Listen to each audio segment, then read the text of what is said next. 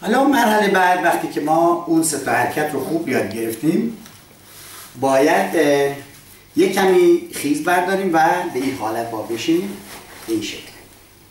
خب بعضیا ممکنه مشکل داشته، اکثرا تپ‌ها رو از زمین بلند میکنن. ما یه مقدار تمرینات اسکوات داریم که به بچه‌ها آموزش میدیم که آروم بشینن تا اینجا ساده. خب وقتی که تمرینات رو خوب یاد گرفتیم حالا اینجا هستیم. فرض کن من میخوام به پشت بخورم زمین، الان فاصله من به زمین خیلی زیاد نیست و تمام کاری که در حرکات اول رعایت کردیم اینجا با رعایت کنیم. چونه پایین، دست مستقیم میاد پایین که آرنج نخوره زمین و سر به هیچ عنوان حرکت نمیکنه. خب یه بار دیگه انجام میدم.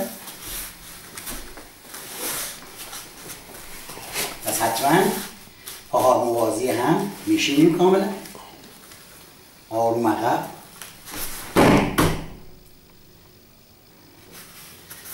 چپ بیرون بالا. خب این اوکمی به پشت، سیتینگ کوهو اوکمی. حالا میخوام بریم سمت چپ یا سمت راست. کسی ما رو هل داده از این میخوریم زمین یا این. خب برای سهولت کار اگر من بخوام سمت چپ بخورم زمین، میام وزن میذارم روی پای راست. وزنی که روی پای گذاشتم پای چپ آزاد میشه.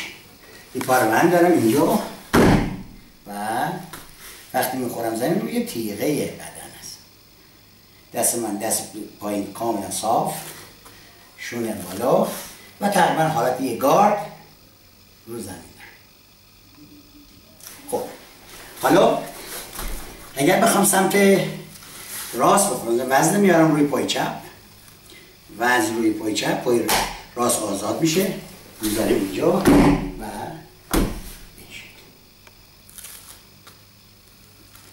گارتون حفظ کنید با صاف نباشه، یه مقدار خم، دست در مرکز سر کاملا صاف، سر بالا سر پایین نباشه، شونه بالا. نه با کاملا رعایت کن. خب من حال ستا رو با هم یه بار آروم انجام میدم. کوهو کمی.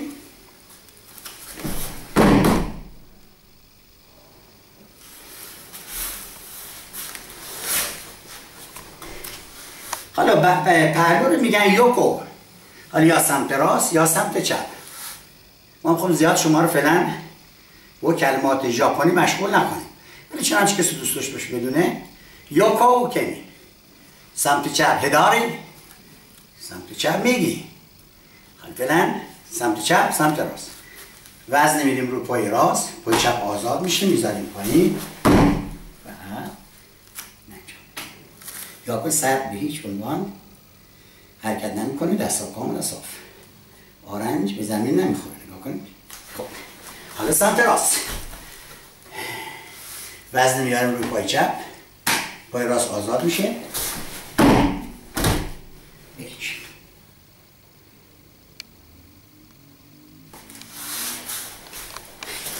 برمیگردیم به حالت